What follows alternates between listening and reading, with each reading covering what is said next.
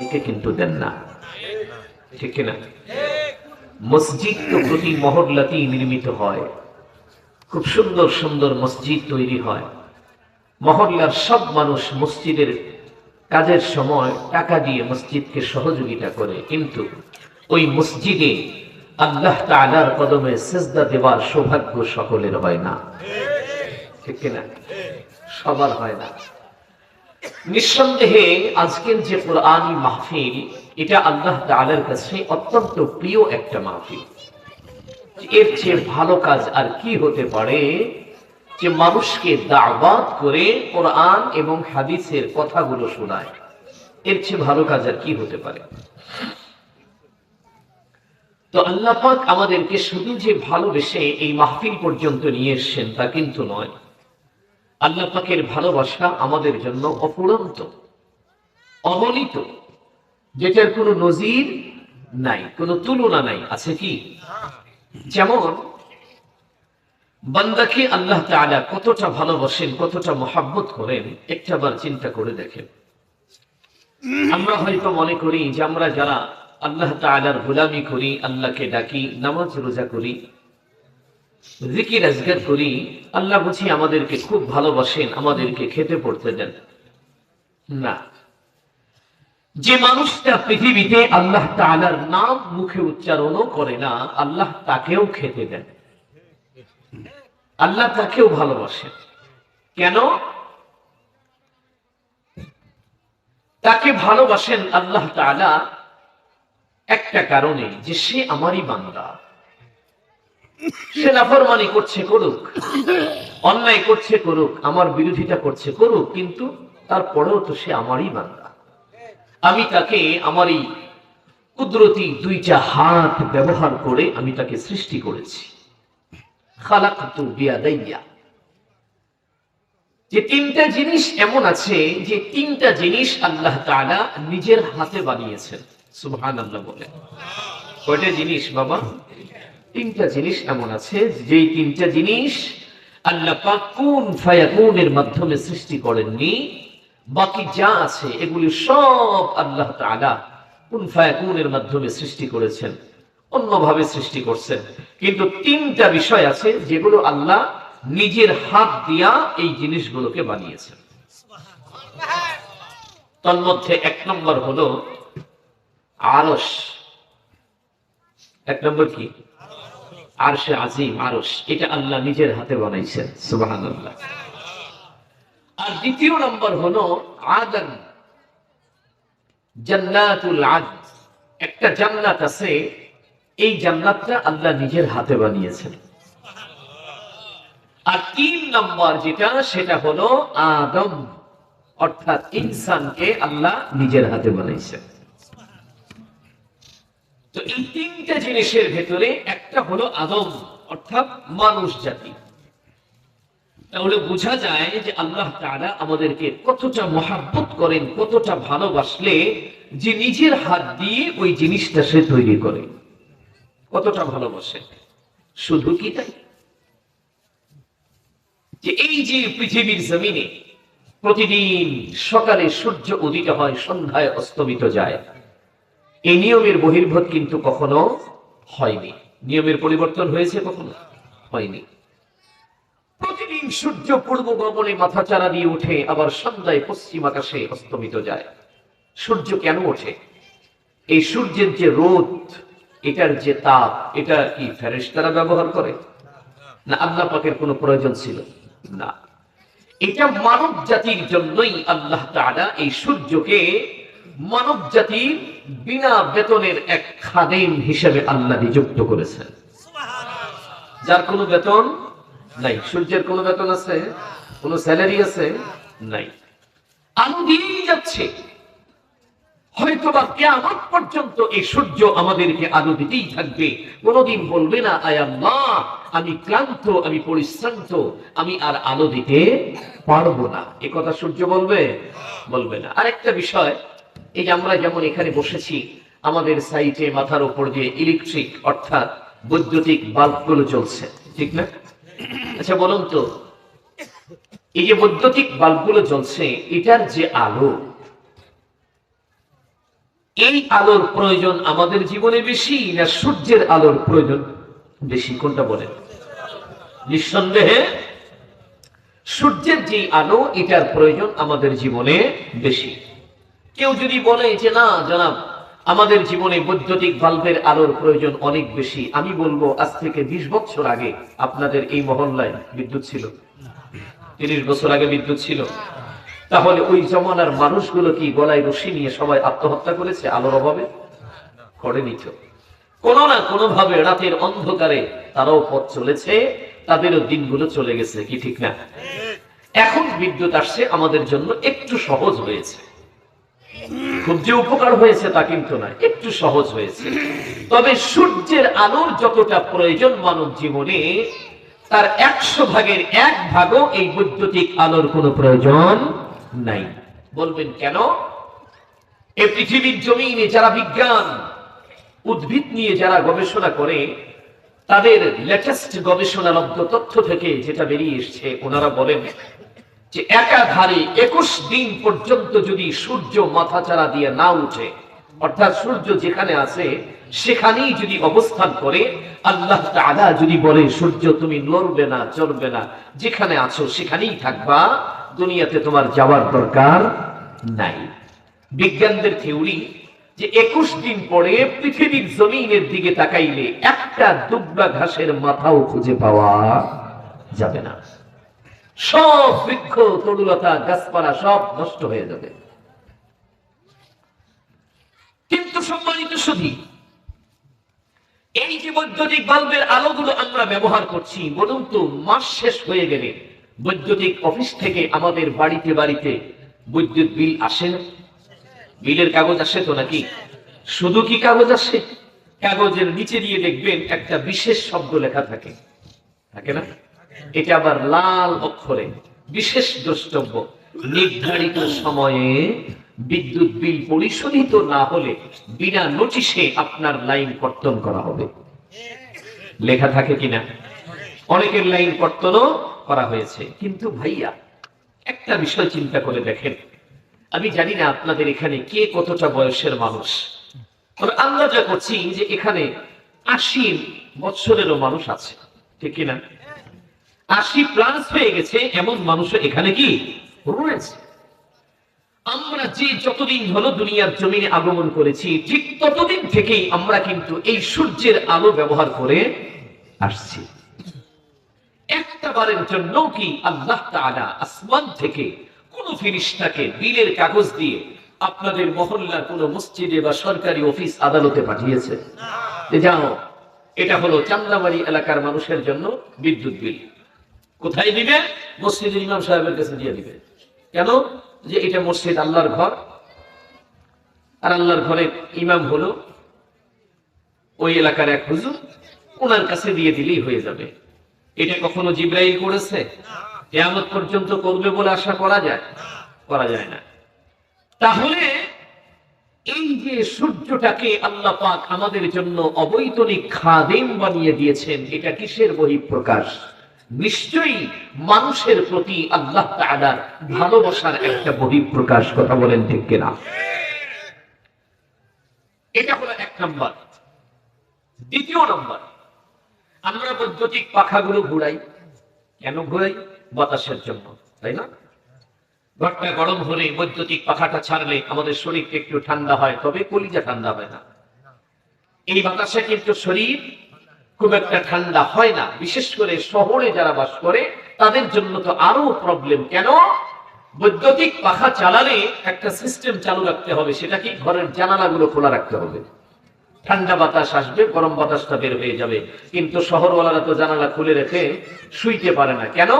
জানালা খুলে রেখে যদি শোয়, পরের দিন দেখবে যে সে খাটে শুয়ে আছে, তার লুঙ্গিটা নাই। কথা কি বুঝাইতে পারলাম? উনি খাটের উপরে ঠিক আছে, কেন? যে ওনাকে তো আর জানালা দিয়ে বের করা সম্ভব হয় নাই।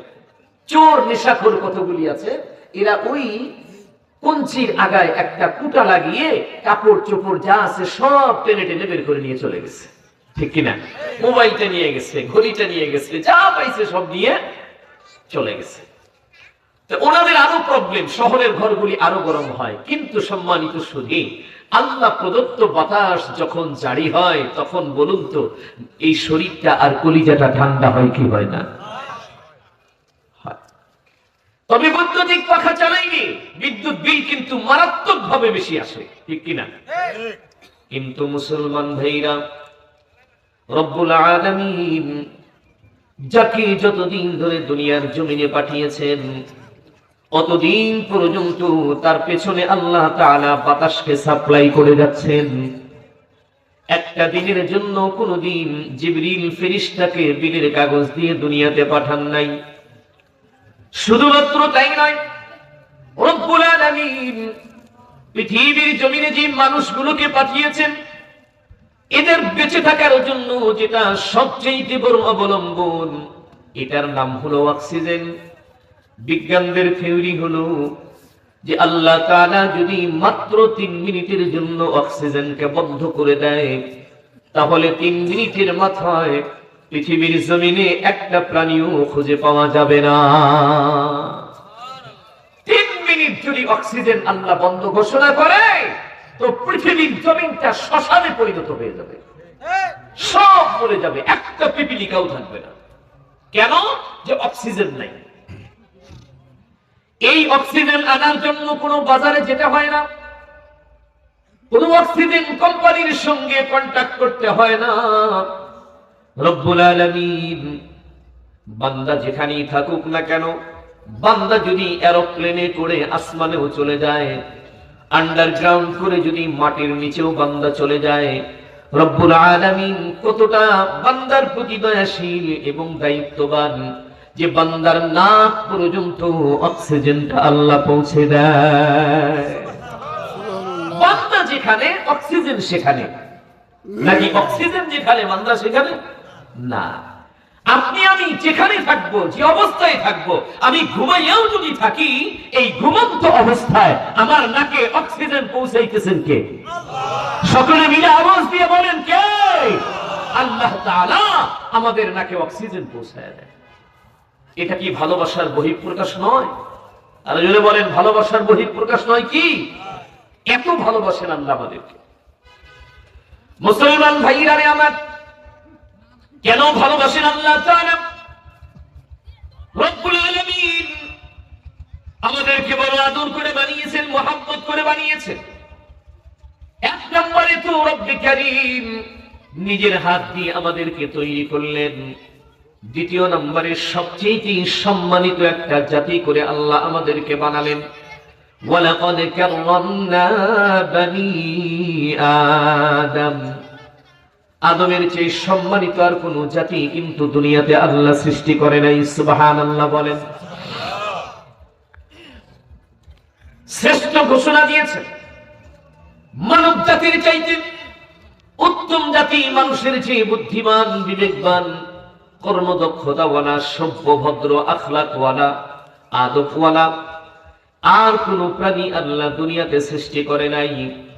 এ কারণেই বলতে হয়, একজন মানুষ যদি প্রকৃত মানুষে রূপান্তরিত হতে চায়, একজন মানুষ যদি প্রকৃত মানুষ হিসেবে নিজেকে গড়ে তোলে, ওই মানুষটার দুজাহানি মর্যাদা, দুনিয়ার জমিনেও যেমন তার মর্যাদা, ঠিক আখিরাতের জীবনেও আল্লাহ তাআলার কাছে ঠিক তেমনি মর্যাদা।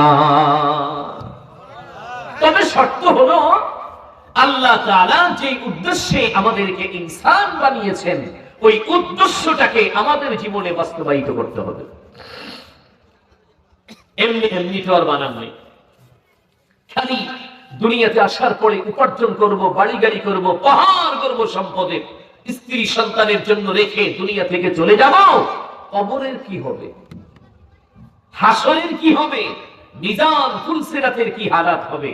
এই দুনিয়া উপার্জনের জন্যই শুধু যে মানুষ বানিয়েছেন তা নয়, তবে আখিরাত হাসিল করতে গেলে আমাদেরকে দুনিয়াও উপার্জন করতে হবে। তবে দুনিয়া হলো পাশাপাশি, আখিরাত হলো মূল টার্গেট। কথা কি বুঝাইতে পারলাম? দুনিয়া কি পাশাপাশি আর আখিরাত মূল টার্গেট। কিন্তু আমাদের প্রবলেম হলো আমরা দুনিয়াকে মূল টার্গেট বানিয়েছি আর আখিরাত হয়ে গেছে পাশাপাশি, ঠিক না? কবর পাশাপাশি। এজন্য মনে চাইলে নামাজ পড়লাম, মনে চাইলে না পড়লাম না। আজান হলো, ইচ্ছা হলো মসজিদে গেলাম, না হলো গেলাম না, ঠিক কিনা? রমজান মাস সামনে আসতেছে, মাশাআল্লাহ কত মানুষের যে পেটে গ্যাস তৈরি হচ্ছে, ঠিক না? বহু মানুষ এখন গ্যাস্ট্রিকের রোগী হবে, আলসারের রোগী হয়ে যাবে। এই বাহানাতে রোজা রাখবে না। তুমি কাকে বুঝাইতে চাও তোমার পেটে গ্যাস হয়েছে কি হয় নাই? এটা মানুষ না বুঝলেও একজন বোঝে, তিনি কে? আরো জোরে বলেন, তিনি কে? তিনি হলেন আল্লাহ। এজন্য ধোঁকা তুমি মানুষকে দিতে পারবা, কিন্তু আরশের মালিক আল্লাহকে তুমি ধোঁকা দিতে পারবা না। মুসলমান বাবাজিরা আমার, আল্লাহ তাআলা বলেন, ওয়ামা খালাকতুল জিন্না ওয়াল ইনসা ইল্লা লিয়া'বুদুন। মা খালাকতুল জিন্না ওয়াল ইনসা মা খালাকতুল জিন্না ওয়াল ইনসা জুজ ইবাদত নিসফে মাকসুদ আজ জাহা। আল্লাহু আকবার বলেন। মুসলমান ভাইরা আমার, ইবাদতের জন্য আল্লাহ মানুষ বানাইছে, তবে দুনিয়া উপার্জন আমাদের করতে হবে শরীয়তের বিধান অনুযায়ী, আল্লাহ তাআলার হুকুমের মধ্যে থেকে। আমার দুনিয়া উপার্জন করতে গিয়ে আখিরাত যেন পেছনে পড়ে না যায়, তাহলে কিন্তু একুলো যাবে ওকুলো যাবে, ঠিক কিনা? একুলো হারাবে ওকুলো হারাবে। আর কোন মানুষ যদি বাবা আখিরাত উপার্জন করতে গিয়ে দুনিয়াকে হারায়, তাহলে ওই মানুষটার জন্য বাবা কোনো কুল হারাবে না। কারণ যেই মানুষটা আল্লাহকে প্রাধান্য দিয়া, ইবাদতকে প্রাধান্য দিয়া রব্বুল আলামিনের 100 ভাগ গোলামি করবে, রব্বুল আলামিন বলেন যে তামাম দুনিয়াকে আমি আল্লাহ তোমার গোলাম বানিয়ে দেব। শর্ত হলো তুমি আমার গোলামি করবে, ঠিক দেখে নিও দুনিয়া তখন তোমার গোলামি করবে। আল্লামা শেখ সাদী রাহমাতুল্লাহি আলাইহি উনি ওনার জীবনের একটা ছোট্ট ওয়াকিয়া বয়ান করেছেন যে গোলামির জীবনটা আসলে কি, গোলামি করলে তার কি ফায়দা। উনি বলেন যে আমি যখন 16-17 বছরের একজন যুবক, রোজেবার নামে একটা শহরের উপকূল ঘেঁষে মেঠোপথ ধরে গ্রামের দিকে যাচ্ছিলাম একটা কাজে। তবে যেই পথ দিয়ে আমি অতিক্রম করছি ওই পথের মাঝখানে একটা জঙ্গল আছে। এই জঙ্গলটা ভয়ানক, ভয়ঙ্কর একটা জঙ্গল। এই জঙ্গলে কিছু প্রাণী বাস করে, হিংস্র প্রাণী, যারা মানুষ অথবা অন্য কোনো প্রাণী পেলে আক্রমণ করে বসে। এজন্য শেখ সাদী রাহমাতুল্লাহ আলাইহি বলেন যে এই জঙ্গলের কাছে যখন আমি চলে গেলাম, তখন আমার দিলের ভেতরে একটা কম্পন সৃষ্টি হলো, দূর দূর করে আমার বুকটা কাঁপছিল ভয়ে। শেখ সাদী বলেন আমার পা চলছিল কিন্তু খুব আস্তে, স্লো, ভয়ে ভয়ে চলছিলাম। ঠিক এই মুহূর্তে দেখি জঙ্গলের ভেতর থেকে এক বৃদ্ধ মানুষ বের হয়ে আসলো। মজার, এটার চলাফেরার ধরনটা আলাদা, সিস্টেমটাই আলাদা। কেমন যে উনি জঙ্গল থেকে বেরিয়ে এসছেন ঠিক, কিন্তু বিশাল বড় একটা সিংহের পিঠের উপরে উনি চড়ে বসে আছেন। এক হাতে উনি সিংহের কান টেনে ধরে লাগাম বানিয়েছেন, আরেক হাতে একটা বিষধর সাপ ধরে এটাকে দিয়ে তিনি চাবুক বানিয়েছেন। এই সিংহকে আঘাত করছে আর সিংহ ওনাকে নিয়ে সামনের দিকে রাস্তায় হেঁটে চলেছে, মানে ওইটাই তার সোয়ারি, ওইটাই তার ঘোড়া হয়ে গেছে। আচ্ছা বলুন, এই দৃশ্য দেখার পরে শেখ সাদীর ভয় লাগবে না? শেখ সাদী রহমাতুল্লাহ আলাইহি চিন্তা করছেন সর্বনাশ করেছে, এই বুড়া নিজেও মরবে আমাদেরও মারবে। ভয় পেয়ে গেলেন, রাস্তা ছেড়ে দিয়ে রাস্তার নিচে গিয়ে দাঁড়িয়ে পড়লেন। বুড়া মিয়া চলে গেলে তখন শেখ সাদী ওইখান দিয়ে যাবেন বলে উনি নিয়ত করছেন। এক পর্যায়ে সিংহওয়ালা বুড়া শেখ সাদী রাহমাতুল্লাহি আলাইহির সামনে বরাবর গিয়া সিংহটাকে ব্রেক করে দিলেন। সিংহটা শেখ সাদীর দিকে তাকায়া জিহ্বা নাড়াচাড়া করে। আল্লামা শেখ সাদী বলেন এই দৃশ্য দেখে আমার কলিজার পানি শুকায় গেল, পায়ে কোনো জোর ছিল না, আমি জমিনে বসে পড়লাম।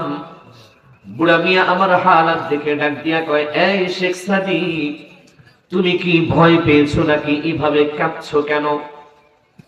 শেখ সাদী ডাক দিয়া বলে, মুরব্বি, আপনার ভেতরে কোনো আকল নাই, কমন সেন্স নাই। আপনি চলে যাইতেছিলেন যান, মগর সিংহটাকে আমার সামনে ব্রেক কেন করাইলেন? এটাকে দেখে আমার কলিজায় কম্পন উঠে গেছে, তাড়াতাড়ি বিদায় হন। কিন্তু বুড়া মিয়া ডাক দিয়া বলে, এই শেখ সাদিক, ভয় পাবার মতো কোনো কারণ নাই, এ তোমার কোনো ক্ষতি করবে না, তোমার দিকে শুধু তাকিয়ে রয়েছে, কিন্তু আমার ইশারার বাহিরে একটা কদম সে সামনে লড়তে পারবে না। শেখ সাদি, তুমি হয়তো আশ্চর্য হয়ে যাচ্ছ, এটা আশ্চর্য হওয়ার মতো কোনো ঘটনা না। আমি যেমন করেছি, এই জঙ্গলের সিংহটাকে আমি আমার বশে আনতে পেরেছি। শেখ সাদি, তুমি যদি চাও তাহলে তুমিও এই সিংহকে, কেন এর চাইতেও মারাত্মক ভয়ানক কোন প্রাণী যদি পৃথিবীর জমিনে থাকে, ওই প্রাণীকেও তুমি বশে আনতে পারবা। শেখ সাদি বলেন, সেটা কিভাবে সম্ভব, উপায়টা বলে দেন। বুড়া মিয়া আজাদ দিয়া বলে, শেখ সাদি, একটা মাত্র শর্ত, বেশি কিছু দুনিয়ার জমিনে তোমার করতে হবে না। তুমি যদি শুধুমাত্র কেবলমাত্র একটা শর্ত দুনিয়ার জমিনে মেনে চলতে পারো, তাহলে আল্লাহ তাআলা তামাম পৃথিবীর সমস্ত মাখলুক গুলোকে তোমার গোলাম বানিয়ে দেবে। একে দিদাম আজার সায়ে রোদে বার, একে দিদাম আজার সায়ে রোদে বার, কে পেশা মুদম বার পলুঙ্গে সওয়ার, চুনা হৌলে জাহাল বর্মন নশাস, কে তরসীদ নম পায়ে রফতম ববাস, তবস্সুম কুনা দস্ত बर लब गिरफ्त, कि सादी मुदर ईच दीदी शिगफ, चुहम गर्दन ज़ हुक्म दावर मुपीच, कि गर्दन न पीचाद ज़ हुक्म तुहीच। अल्लाहु अकबर बोले, এই সকলে মিলা কণ্ঠের আওয়াজকে বড় করে বলেন আল্লাহু আকবার। বৃদ্ধ বেচারা এমন একটা কথা শুনাইছে বাবা, যে কথাটা আমাদের কাছে শুনতে খুব সাধারণ মনে হলেও কিন্তু কথাটা আসলে অসাধারণ। বুড়া মিয়া বলে, শেখ সাদি, ভয় কেন পাও? তুমি যদি এমনটা করতে চাও তাহলে তোমার জন্য শর্ত একটা। কয়টা? একটা শর্ত তুমি দুনিয়াতে মেনে চলবা, দেখবা তামাম পৃথিবীর সবাই তোমার গোলামি করতে বাধ্য হয়ে যাবে। শর্তটা হলো, তোমাকে যিনি সৃষ্টি করেছেন, যিনি তোমার রিজিক দাতা, হায়াত দাতা, ওই রব্বে কারীমের তুমি ১৬ আনা গোলামি করবে। কত আনা? বলে না কত আনা? হ্যাঁ, ১৬ আনা গোলামি তুমি যদি তোমার রবের করো, তো গোটা দুনিয়া তোমার গোলামি করতে বাধ্য হবে। তুমি কেন টাকার পেছনে দৌড়াবা? তুমি কেন সম্মানের পেছনে দৌড় করবে? তুমি কেন বাড়ি গাড়ির পেছনে ছুটবে? তুমি তোমার রবের পিছনে দৌড়াও, দেখবা দুনিয়া তোমার পিছনে দৌড়েছে তোমাকে ধরার জন্য। কিন্তু তুমি রবকে ছেড়ে দিয়ে দুনিয়ার পিছনে দৌড়াইলে না দুনিয়া পাইবা, না তুমি রব পাইবা। দুনিয়াও হারাইবা, আল্লাহকেও হারাইবা। আর যদি আল্লাহকে ধরার চেষ্টা করো, আল্লাহকে তো পাইবাই পাইবা, মাঝখান থেকে দুনিয়া হবে তোমার বোনাস। দুনিয়া কি হবে? বোনাস হয়ে যাবে। মুসলমান বাবাজিরা আমার, এই জন্য কবি বলেন, আদমিয়াত দাদা আজ বাগা মুসলমান কর গয়ীম, আদমিয়াত দাদা আজ বাগা মুসলমান কর গয়ীম, আয় খুদা কুরবা শওয়াব ইহসা কর ইহসা কর গয়ীম। সুবহানাল্লাহ জোরে বলে। কত সুন্দর করে কবি বুঝায় দিলেন, এই রব্বুল আলামিন না চাইতেই কিন্তু আমাদেরকে 4টা পুরস্কার দিয়ে ধন্য করলেন। 1 নম্বরে হলো ইনসানিয়াত, মানুষ বানাইছেন, জানোয়ার বানাই নাই, হায়াওয়ান বানাই নাই। খুশি না? সম্মানিত এক জাতি বানাইছে। শুধু তাই না, আল্লাহ তাআলা ঘোষণা করে দিয়েছে, লাকাদ খালাকনাল ইনসানা ফি আহসানি তাকওয়িম। সবচেয়ে বড় সুন্দর চেহারা দিয়া আল্লাহ মগরে বানাইছে। খুশি হইছেন? মানুষের চেয়ে সুন্দর চেহারা আল্লাহর কেউ আছে? এক কথা বলেন, আর কেউ আছে? অনেকে বলে, আহ কত সুন্দর চেহারা, চাঁদের মতো চেহারা। চাঁদের মতো চেহারা কি? আরে মানুষের চেয়ে চাঁদ সুন্দর নাকি? চাঁদের চেয়ে মানুষ সুন্দর মিয়া। চাঁদের চেয়ে কি সুন্দর? মানুষ সুন্দর। একটা ঘটনা শোনেন। আল্লামা থানভী রহমাতুল্লাহ আলাইহি ওনার মুসলমানের হাসি কিতাব একটা ছোট্ট ঘটনা লিখছে, খুব সুন্দর মজার কথা। উনি বলেন যে এক মহল্লায় রাইতের বেলা বুড়া আর বুড়ি এক ঘরে বাস করতো। তো হঠাৎ তাদের ভিতরে কি নিয়ে যেন একটা ঝগড়া লাগছে, হয় না বুড়া বুড়ির মধ্যে ঝগড়া? এখন বুড়ি কয় যে 40-45 বছর তোমার লগে সংসার করছি, তোমার যে চেহারা না এর লগে মানুষ থাকে, আমি দেখে খালি আসি। এটা তো আমাদের দেশের বউদের একটা কমন ডায়লগ, ঠিক না? এটা আমাদের দেশের মেয়েদের একটা কমন ডায়লগ। আমি দেখা খালি খালি তোমার সংসার করি গেলাম, এলাই যদি আমি না হইতাম না কবে চলে যাইতো বেটি। আমি দেখে আসি। বলে আরে বাবা তুই দেখে আসিস, এই কথা যদি সবাই কয় তাহলে তো ঠিকই আছে। ঠিকই তো আছে, থাকবি তো তোরা। যখন বলছে যে আমি দেখে তোমার সাথে সংসার করতেছি, তোমার যে চেহারা এগুলোর সাথে সংসার করা যায়, বুড়ার তো হয়েছে রাগ। আরে এত বড় কথা, এই তুই আয়না দিয়ে তোর চেহারাটা দেখছিস, তোর চেহারাটা কেমন একবার দেখতো। মানে আমার মধ্যে একটা সুঠাম দেহের যুবক ছিলাম আমি, দয়া করে তোকে বিয়ে করছিলাম, দয়া করে তোকে বিবাহ করছিলাম। তাহলে আমার পেছনে কত সুন্দরী মেয়েরা সিরিয়াল দিয়ে ঘুরতেছিল, এর বুড়া বুড়ি ঝগড়া করে গিয়ে কয়া রাইতের বেলা। হঠাৎ করে রাগের মাথায় বুড়া মিয়া বলে ফেলছে বুড়িকে, এই লাইটটা বন্ধ করে। বুড়িকে বলছে যে তুমি যদি চাঁদের চাইতে সুন্দর না হও তাহলে বিনা তালাকে তুমি তালাক। এখন বুড়ি ঘরের ভেতরে যে আয়নাতে নিজের চেহারাটা দেখে আর জানালা দিয়ে চাঁদ দেখে।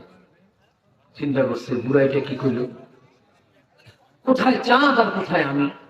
জিন্দেগিতেও তো চাঁদের সাথে আমার চেহারা মিল হবে না, অতএব আমি তো তালাক হয়ে গেছি। বুড়াকে আর ঘরে ঢুকতে দেয় না, বাহিরে দিয়া ঘরে দরজা বন্ধ করছে, বন্ধ করে ফেলছে। কঠিন শীতের ভিতরে বুড়া মেয়ে এখন কোথায় যাবে? কিছুক্ষণ পরে যখন মাথা ঠান্ডা হয়েছে তখন বুড়া চিন্তা করতেছে এটা কি করলাম, এটা বলা তো ঠিক হয়নি, আমার বউটা নাকি হারাইলাম। আবার চলে গেছে মসজিদের ইমাম সাহেবের কাছে। রাত্রি মসজিদের ইমাম সাহেবকে ডাকে উঠাইয়া জিজ্ঞাসা করতেছে, বাবা বউ তো একটা করে ফেলছি, কি হয়েছে? বলে আমি তো তোমার শাসিক বলছি চাঁদের চাইতে সুন্দর না হইলে বিনিয়া তালাকে তুমি কথা কয় না কি তালাক। এখন তুমি বাবা একটু ফতুয়া দাও দেখি, এই কথা বলা থেকে আমার বউ তালাক হয়েছে। এবং ইমাম সাহেব কতক্ষণ চুপ করে থাকি, কয় চাচা এই বুড়া বয়সে খালি বউটা হারাইলেন, এটা কাম করলেন। এখন আপনার কে কাপড় চোপড় ধুয়ে দেয়, ভাত কে রান্না করি খাওয়ায়, কি আপনার গোসল করায়, তেল তেল মালিশ করে খেয়ে দেয়। বুড়া কান্না শুরু করে দিচ্ছে যে হাই এই হইল কি এটা, এই কালে বউ হারাইলেন, বউ কোথায় পাবো? এখন বিপদে পড়ছে বেচারা। চিন্তা করছে যাক ফজরটা তো পড়ি, তারপরে দেখি কোনো ফয়সালা হয় কিনা। নামাজ টামাজ পড়ে এই মহল্লায় যেটা সবচেয়ে বড় মাদ্রাসা ছিল ওই মহল্লায় চলে গেছে মাদ্রাসায়। মাদ্রাসার অফিস রুমে যায় দেখে বড় বড় হুজুররা বসে আছে। বুড়া মিয়া কাদো কাদো সুরে বলছে, বাবারা আমি একটা মাসলা জানার জন্য আসছিলাম, বিপদে পড়ে আসছি। কি বলে? এই ঘটনা ঘটছে, এখন তোমরা ফতুয়া দাও, তোমরা তো বড় বড় মুফতি সাহেব, আমার বউ আছে না গেছে? মুফতি সাহেবরা ফতুয়া দিছে যে চাচা শেষকালে এই কাজটা করলেন, বউ তো গেছে গা।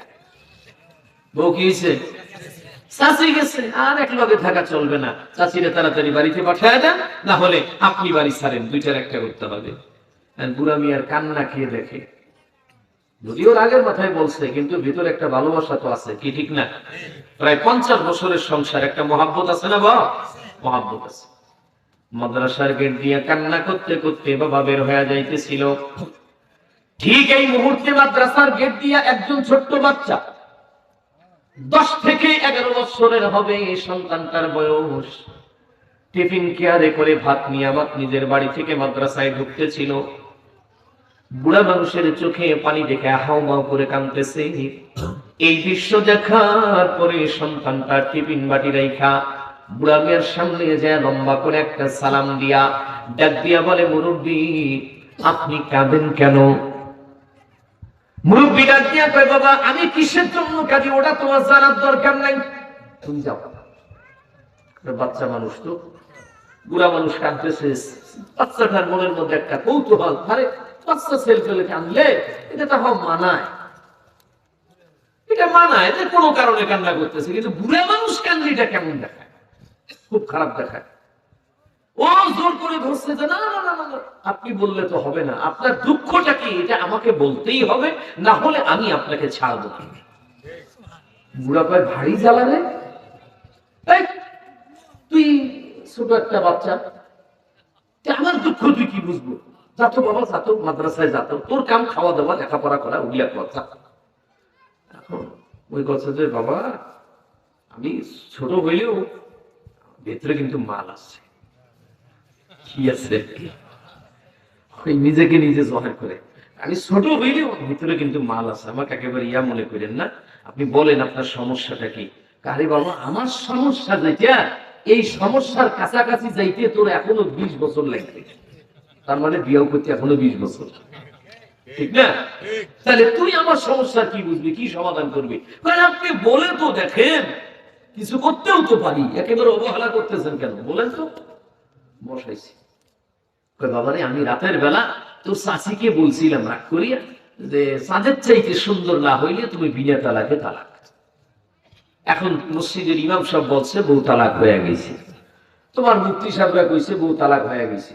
এখন এই বাচ্চাটা কয় যে ওরা কি লেখাপড়া করছে, ওরা কি লেখাপড়া জানে, ফতুয়াটা যে দিল কেমন করে দিল? আপনার বউ তো তালাক তো দূরে, তালাকের তো পর্যন্ত হয় নাই, আপনার বউ আপনার আছে, আমি ফতুয়া দিয়ে আপনি বাড়ি যান, যাইয়া চাচির সাথে এই মাত্র ল্যাপের ভিতরে আপনি ঘুমাবেন গলাটা ধরিয়ে, কে কি করে এটা আমি দেখবো জান।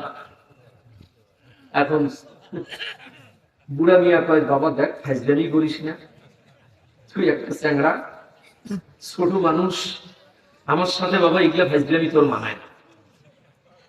আমি বুড়া মানুষ বাবা, বউ হারানোর চালায়, মানে আমার 14 মাস, আর তুই তো বাড়ি থেকে তেলতেলা খায়া মাদ্রাসায় আলু, আন্দাজ পাতিছিস না যে কেমন লাগে। আমি বউ হারাইছি জানি আমার কি কষ্ট। না বাবা আমি ফাজলামি করি না, বউ আপনার আছে, আপনি যান। তাহলে আমি তোর হুজুরদের কাছে বলবো? হ্যাঁ বলেন। আল্লাহু আকবার বলবেন না? বলেন না আল্লাহু আকবার। যান হুজুরদের কাছে বলেন, বললে সমস্যা কি? প্রমাণ করতে পারবি তো? 100 বার পারবো। বুড়া মিয়া ফিরে গেছে মাদ্রাসার অফিসে, যায় বলে হুজুর বউ ফিরা পাইছি। মুফতি সাহেবরা কারি মাত্র না আপনি বললেন যে আপনার বউরে তালাক দিয়ে দিয়েছেন, আবার ফিরা কেমনে পাইলেন, কি জোড়া লাগাই দিল? যে পিচ্ছি একটা জোড়া লাগাই দিচ্ছে। কেন? আপনারা ফতুয়া দিচ্ছেন আমার বউ তালাক হয়ে গেছে, কিন্তু মাদ্রাসার গেটে একটা ছোট্ট বাচ্চা টিফিন বাটি হাতে নিয়ে মাদ্রাসায় ঢুকতে ছিল।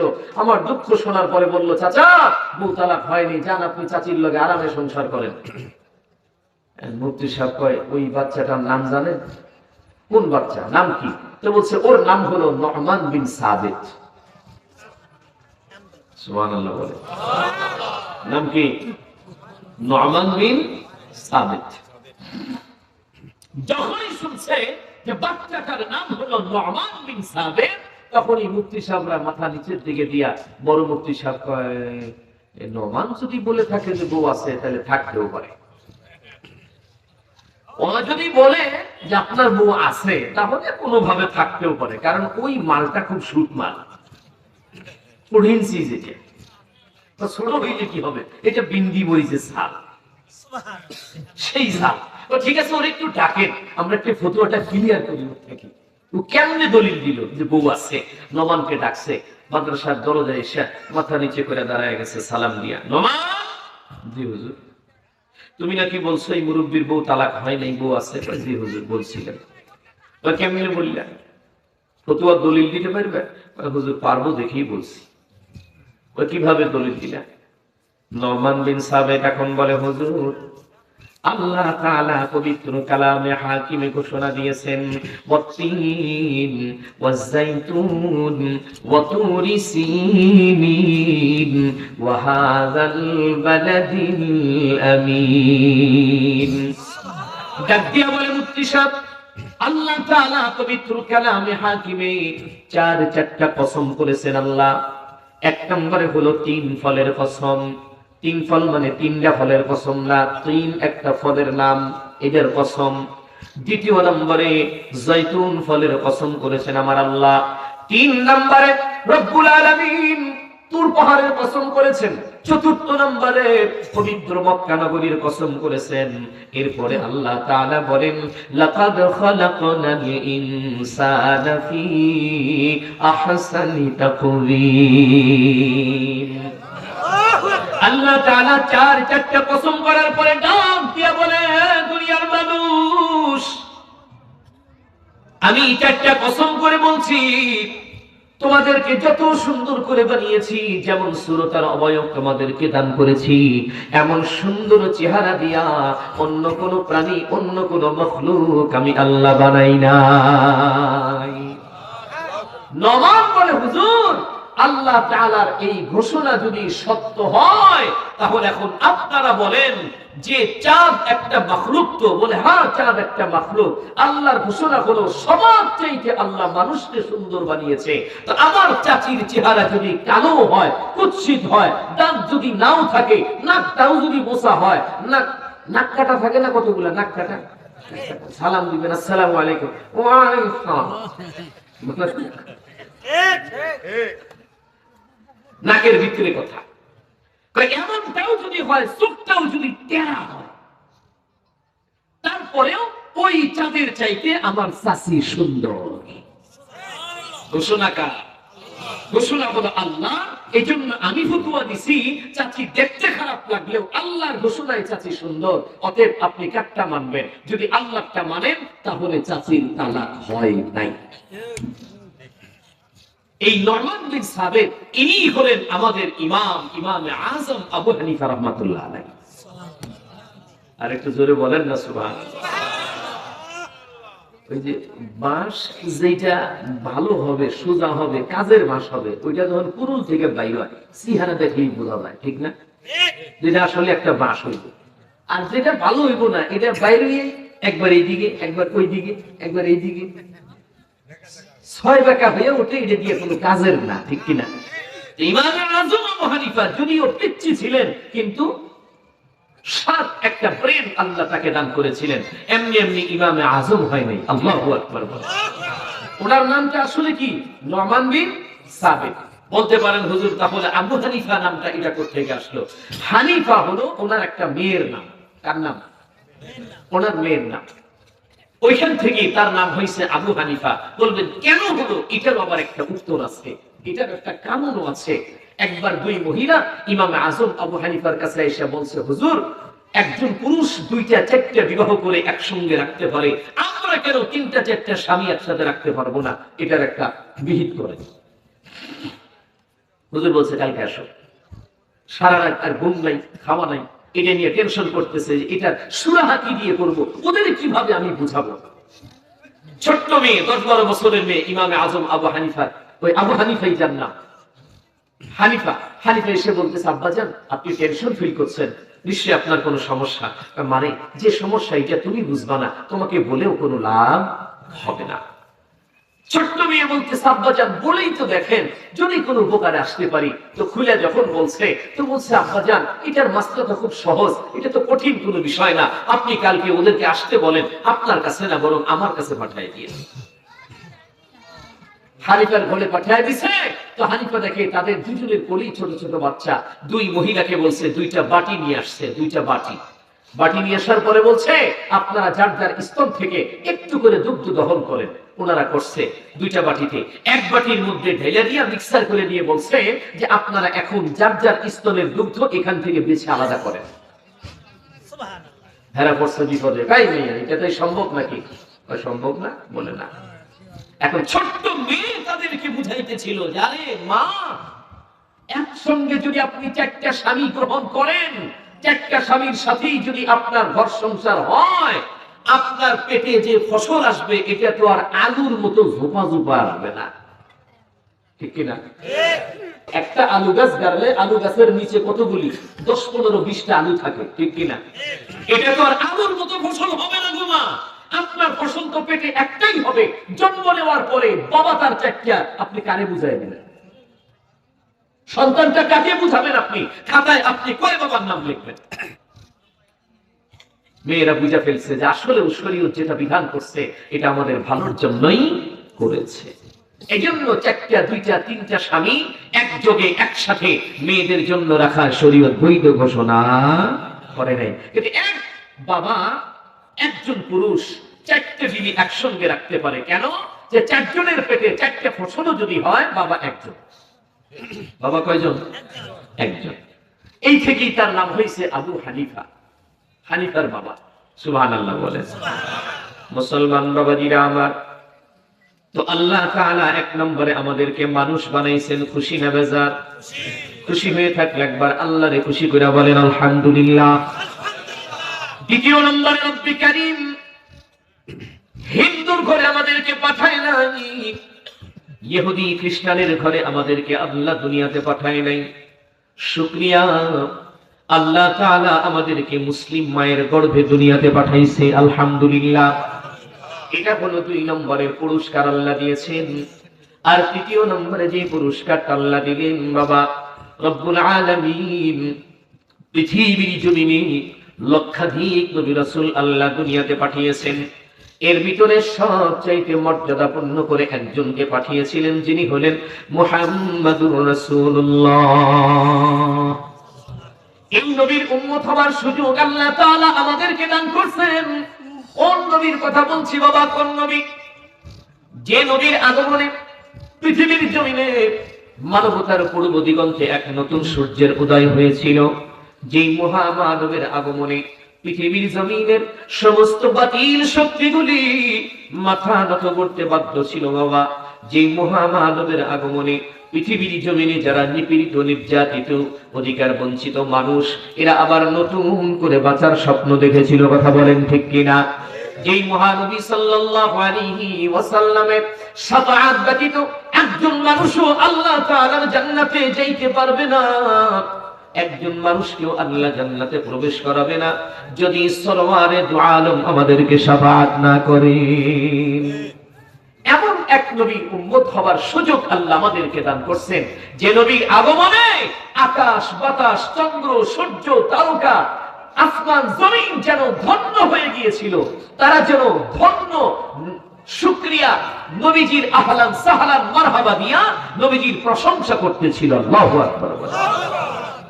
मुबारक हो ज़माने को कि खत्मुल मुरसली आया, सहाबे रहमे बनकर रहमतल लिल आलमीन आया।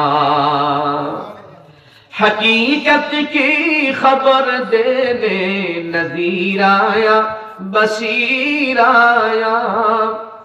शहंशाही ने जिसके कदम चूमे ओ फकीर आया। मरहबा बोले। गरज दुनिया के चारों सम अंधेरा ही अंधेरा था, निशाने नूरे गुम था और जुल्मत का बसीर आया। চিৎকার করে বলেন মারহাবা। এমন একজন নবী আল্লাহ তাআলা আমাদেরকে দান করেছিলেন, যিনি খুব সহজ ভাবে বাবা আমাদেরকে জান্নাতে নেওয়ার জন্য আগমন করেছেন। সুবহানাল্লাহ। মুসলমান বাবাজিরা আমার, সম্মানের দিক দিয়ে দেখতে গেলে এমন সম্মান আল্লাহ কোন রাসূলকে দেয়নি, কোন নবীকেও দেন নাই। কেন বলছি?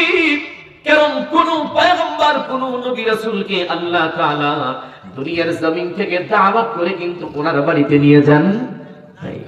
দিছে কি? কোন নবী রাসূলকে নেয় নাই। শুধুমাত্র কেবলমাত্র সরওয়ারে দু আলম মুহাম্মাদুর রাসূলুল্লাহকে দুনিয়ার জমিন থেকে দাওয়াত করে ওনার বাড়িতে নিয়েছেন, আলাপ করার জন্য, আলাপ করার জন্য। আরশে আজিমে আল্লাহর 70,000 নূরের পর্দার সামনে নিয়ে বসাইছেন। আল্লাহু আকবার। আরশে আজিমের সিঁড়ি বাইয়া যখন উঠছে, আল্লাহ তাআলা জুতাটাও খুলতে দেয় নাই।